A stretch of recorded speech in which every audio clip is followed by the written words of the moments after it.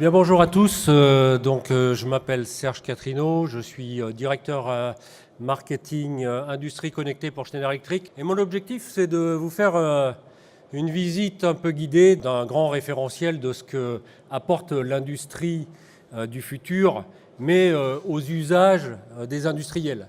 L'objectif est de visiter des technologies face à des grands enjeux, face à des grands challenges de l'industrie du futur, donc on va les revisiter avec vous, mais surtout voir en quoi ça transforme, au travers d'un grand concept qui est la continuité numérique, les usages dans le cycle de vie industriel, que ce soit au départ de la relation client et sur toute la partie conception, exploitation, maintenance, et puis transformation des usages, transformation des méthodes, parce que bien entendu le numérique c'est pas qu'une technologie, mais ça va avoir un impact très très important.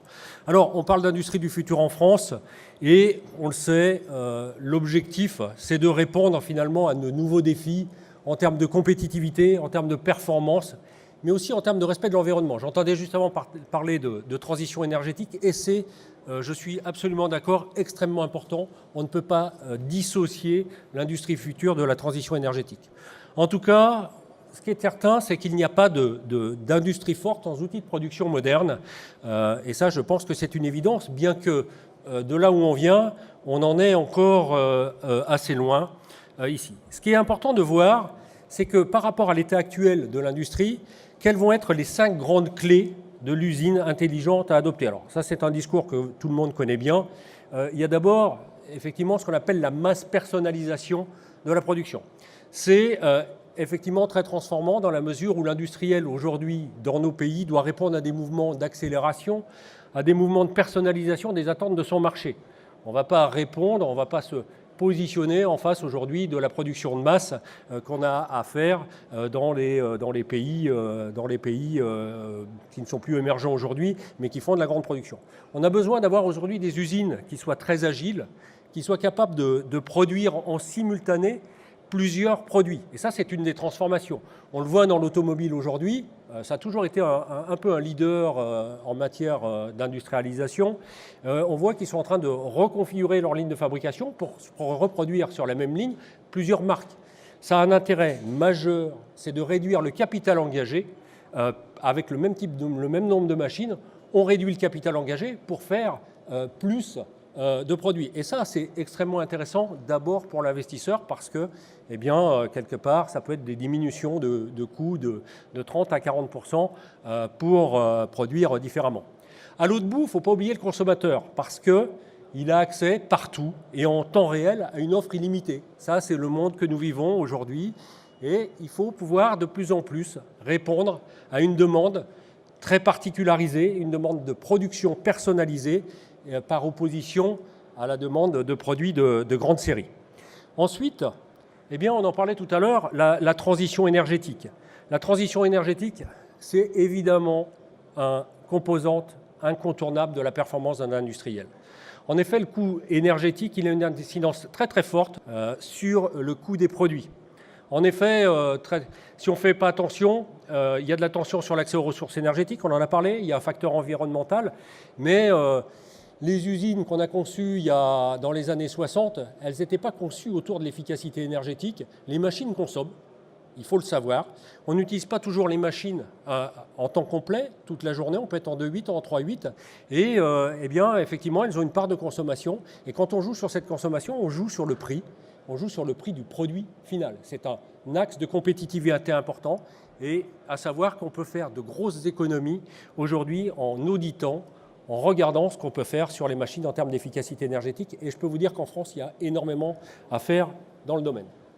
Ensuite, il y a ce qu'on appelle la montée en gamme des nouveaux produits. Ça va un petit peu de pair avec la masse personnalisation. La valeur client, aujourd'hui, c'est une nouvelle attente des marchés. Ça, c'est clair.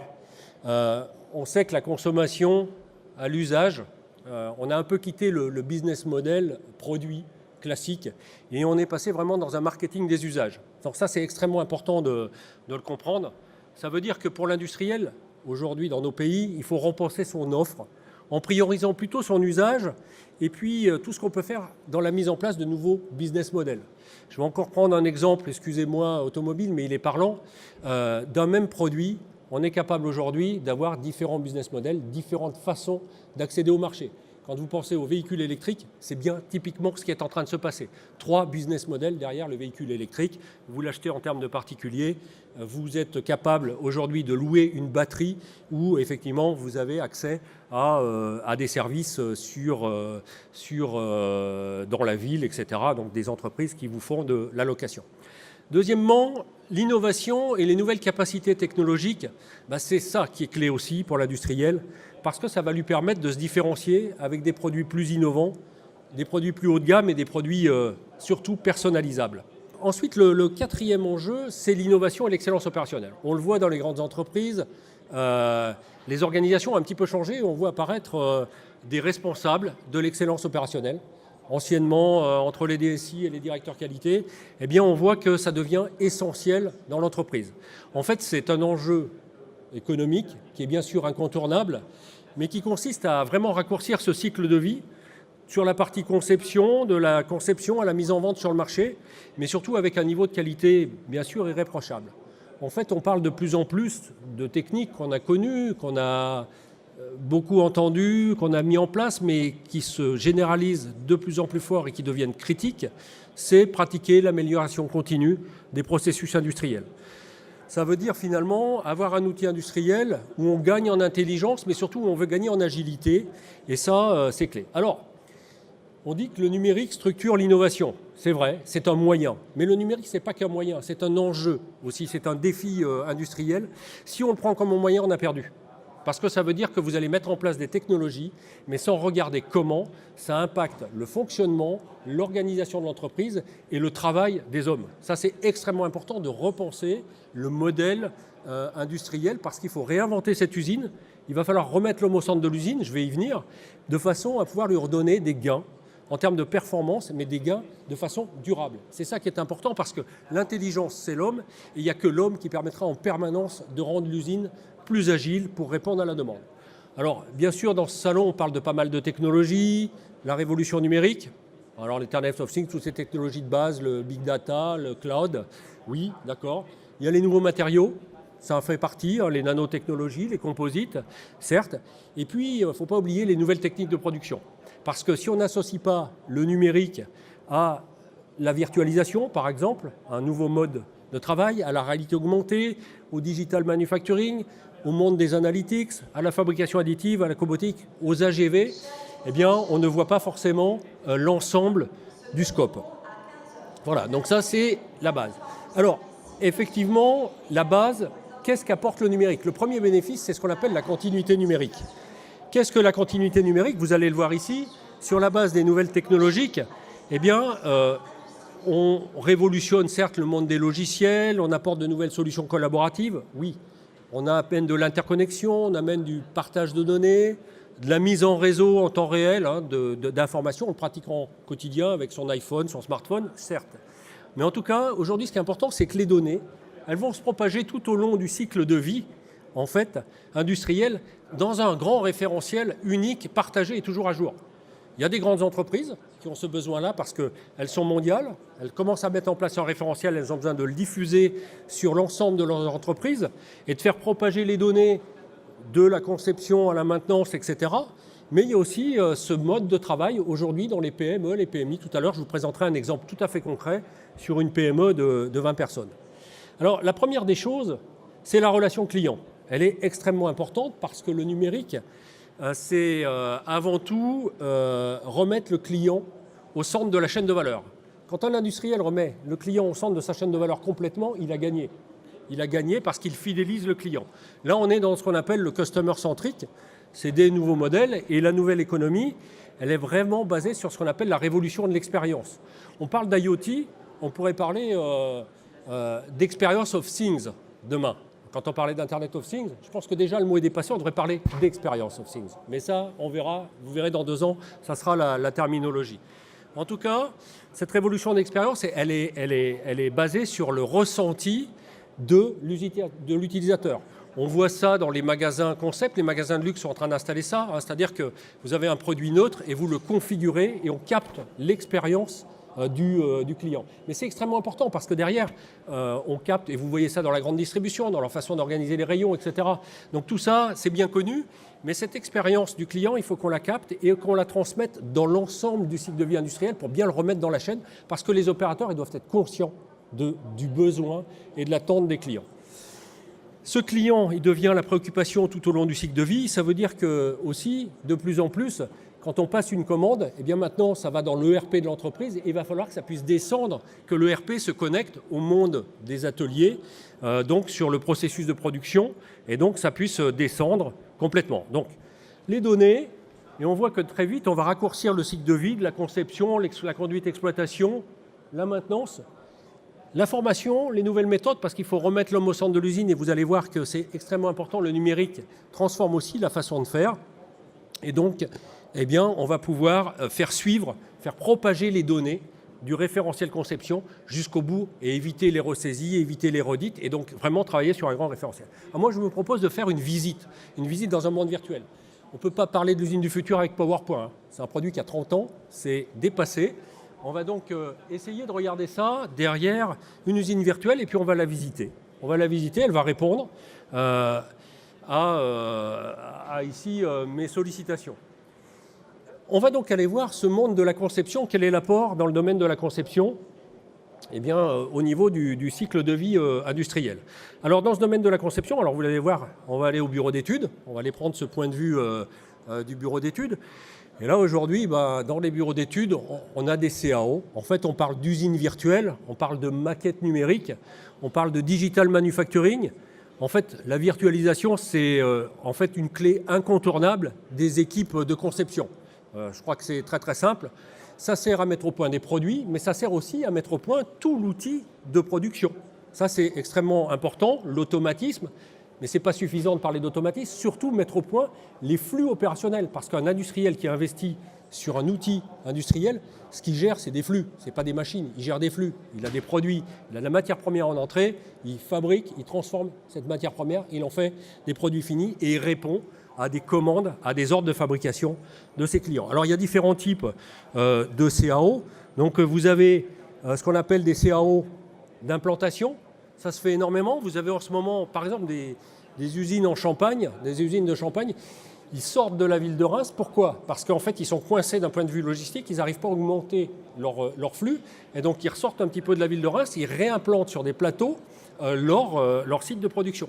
Donc, ils font de la réimplantation virtuelle. Ils sont capables de modéliser l'implantation des machines et de modéliser leur flux. Voilà le premier type de CAO.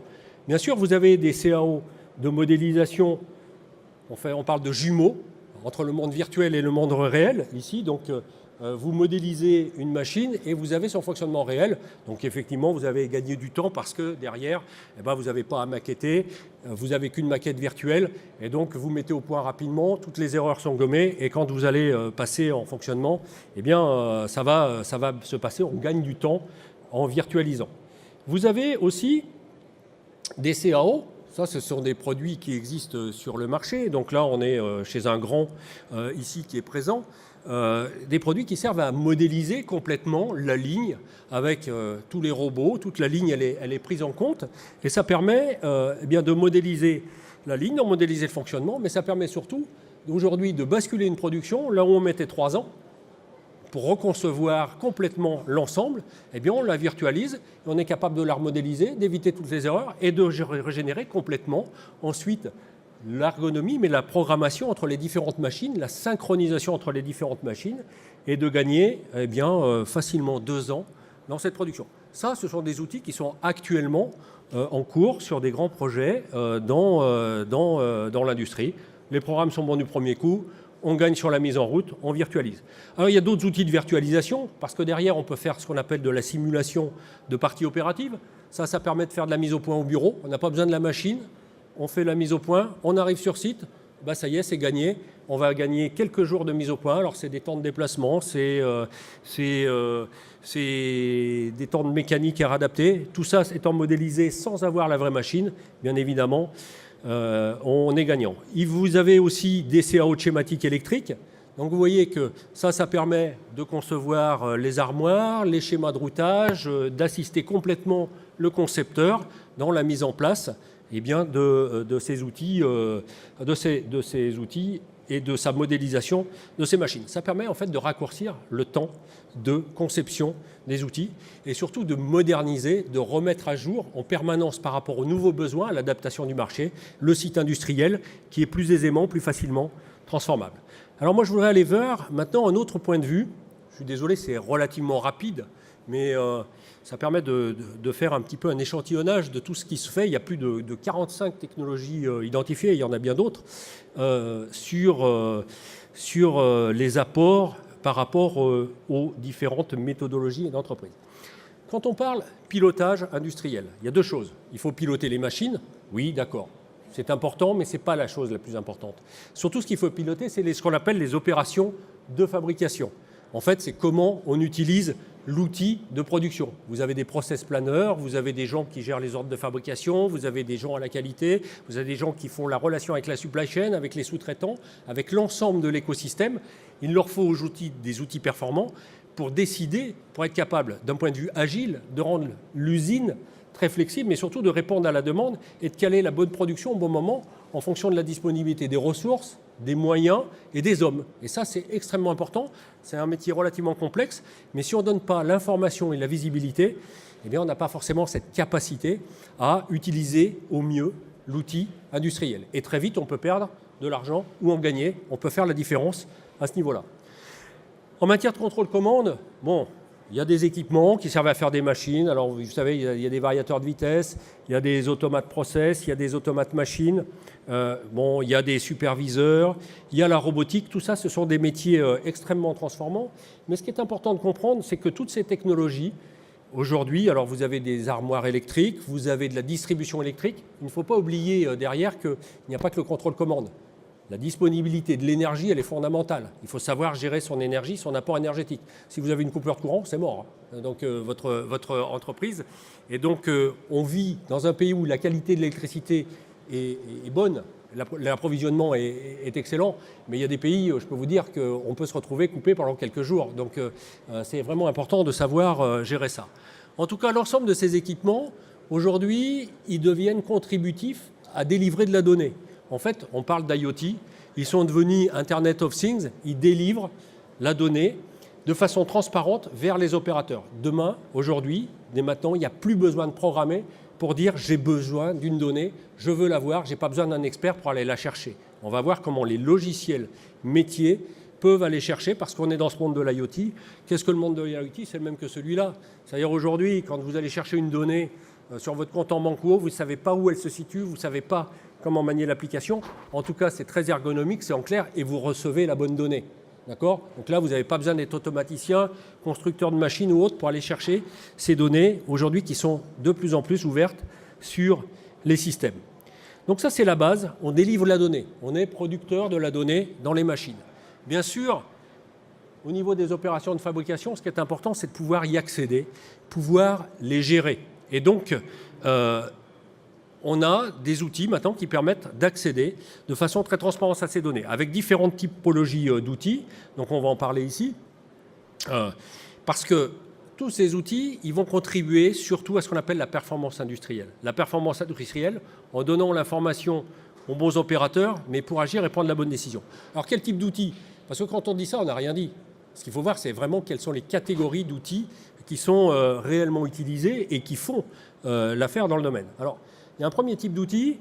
Ici, normalement, on pose son iPhone. Bon, voilà, sur mon iPhone, je vais avoir accès à ce qu'on appelle du reporting mobile. En fait, le responsable production, le responsable qualité, l'opérateur, s'il veut, il peut se créer ses propres dashboards en allant chercher lui-même les données dans la machine. Ça ne nécessite aucune programmation. Vous voyez, il va aller accéder en transparence aux données.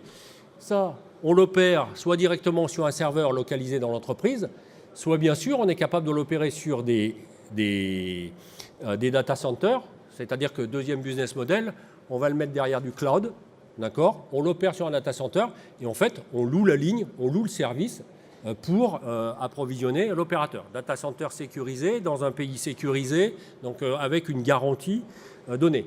Et on n'accédera pas au travers de ce data center aux données. En fait, les données sont poussées de l'usine vers le data center, mais il n'y a pas descente directe du data center vers les données. Ça, c'est extrêmement important. Ça ne permet pas l'intrusion, mais on parlera de cybersécurité à la fin parce que c'est important de le prendre en compte. En tout cas, voilà un premier type d'outil avec différents business models. Alors, vous allez dire, oulala, mettre en place, ça va coûter très cher. Non, un abonnement de ce genre-là, opéré, c'est 12 € par mois par opérateur. Donc, ce n'est pas plus cher aujourd'hui que votre abonnement que vous utilisez chez un grand opérateur pour le faire, pour rendre ce service. Ensuite, vous avez d'autres outils qui sont des outils de suivi de production lean. Donc typiquement, sur la machine, sur les différentes machines, dans les ateliers, on a souvent du lean management. Alors dans le manufacturier, on a des lignes en U, des lignes en I et autres. Et on a l'opérateur aujourd'hui qui est responsable de la production. Et dans l'atelier, il y a ce qu'on appelle des réunions, ce qu'on appelle les animations à intervalles courts, dans le mode de lean manufacturing, où les opérateurs se rencontrent avec les gens de la planification, avec les gens de la qualité, avec les gens de la maintenance, et ils regardent en fait comment on peut répondre à la demande client, c'est-à-dire finalement lancer les bons ordres de fabrication en fonction de la disponibilité des différents outils. Donc là, ça permet de calculer des TRS, des TRG, d'avoir toute l'information, plus l'information aujourd'hui de plus en plus associée de maintenance prédictive, et qui va permettre eh bien, d'animer ces réunions et de savoir pourquoi le taux de disponibilité de la machine n'est pas bon, pourquoi il est bon, qu'est-ce qu'on peut faire et comment placer les bonnes productions au bon moment en fonction des différentes commandes clients. Ça, c'est extrêmement important. Alors, vous avez aussi des fonctions plus élevées. Là, c'est plutôt de l'entrée de gamme, mais vous avez ensuite ce qu'on appelle le monde des MES avec les grandes fonctions, là, qui nécessitent un déploiement informatique plus important, mais qui permet eh bien, de partager et de gérer complètement l'ensemble des flux de production, de gérer la qualité. Et ça, bon, c'est bien connu. Alors, vous avez pas mal d'offreurs ici dans le domaine du MES. Un des axes importants, et ça, c'est quelque chose de nouveau et qui est clé par rapport à cette masse personnalisation, ce sont les outils, aujourd'hui, dits de gestion de workflow. Alors, c'est peut-être moins connu, mais pourtant, c'est assez connu par les gens de la production. Ça sert, en fait, à reconfigurer les productions. C'est-à-dire que quand on reconfigure une production, on lance un flux, on va en lancer une deuxième. Et donc, voilà, il va falloir reconfigurer. Ça doit reparamétrer les machines. Ça permet de relancer les OF, d'analyser comment le faire. Donc, c'est des outils d'assistance à ces gens que sont les process planners. Et puis, une des grandes révolutions, c'est ce qu'on appelle... voilà, c'est ce qu'on appelle l'IT-OT convergence. Aujourd'hui, on commence à mettre en place des outils qui permettent de faire converger le monde des ateliers et le monde de l'information, donc le monde de l'IT, ce qu'on appelle le monde de l'IT dans l'entreprise. On connecte aujourd'hui les ERP, donc vous avez des ERP, alors je ne vais pas citer les marques ici, mais on est capable de les connecter, on est capable de connecter les grands de l'asset management. Entre ces outils, ils utilisent des connecteurs spécialisés, on utilise des protocoles spécialisés en dessous, on fait les passerelles et ça permet de connecter tous ces mondes-là et les rendre interagir. Une des grandes révolutions du numérique, c'est celle-ci. C'est rendre finalement toute l'intelligence dans le process, c'est connecter ces deux mondes où on a eu toujours beaucoup de mal à les faire connecter. D'abord parce que les gens ne se parlent pas dans les entreprises, entre les informaticiens et le monde de l'atelier, parce que les technologies étaient mal partagées et c'est un des grands challenges du futur. Alors, je vais accélérer. Vous avez la maintenance qui va bénéficier aussi énormément de ce qu'on appelle la révolution numérique. Pourquoi ? Parce que ça permet de changer complètement les paradigmes du métier. L'objectif, c'est d'avoir un outil toujours disponible. 3 types de maintenance. Bon, la préventive, on l'oublie. Hein. Ça, c'est on fait la vidange. C'est un peu con de faire la vidange. Ça coûte cher pour rien. Alors qu'aujourd'hui, ce qu'on cherche à faire, c'est de la maintenance prédictive ou de la maintenance conditionnelle. En tout cas, ce qui est clé, c'est qu'on a une machine en panne, il faut faire de la maintenance corrective. Vous arrivez devant une machine en panne, on ne sait pas pourquoi elle est en panne. Si vous aviez une sorte de scanner comme une radio médicale ou autre, ce qu'on appelle la réalité augmentée en 2D, et puis on commence à la présenter en 3D, en tridimensionnel, parce que les machines sont en 3D, qui permet de scanner, d'avoir en temps réel toutes les données, d'avoir en temps réel l'analyse des défauts, donc finalement de donner à l'opérateur pourquoi la machine est en panne, ça serait extrêmement intéressant. C'est ce que ça propose de faire. Ensuite, ça propose le guide opérateur de remise en route, automatiquement. Donc, il y a une panne, ça va proposer quelles sont les opérations à faire pour dépanner. Donc, l'opérateur de maintenance n'est plus nécessairement un expert de sa machine. Et la dernière chose, ça permet, au travers du cloud, de distribuer les documentations techniques des différentes parties de la machine. Ça évite de retourner au bureau, d'aller chercher le dossier, de perdre 1 heure pour trouver le bon dossier. On est sur place, on reçoit toutes les informations devant la machine pour permettre de dépanner et de remettre en cycle le plus rapidement possible. Deuxième grand type, eh bien, c'est ce qu'on appelle les carnets de maintenance, c'est-à-dire la maintenance collaborative, donc des outils qui permettent de partager un planning, d'arriver devant une machine, de partager les informations entre les équipes de maintenance, de taguer tout ce qui se passe sur la machine et d'enrichir la connaissance, la base de connaissances sur la machine directement, de façon, derrière, à en bénéficier par la suite.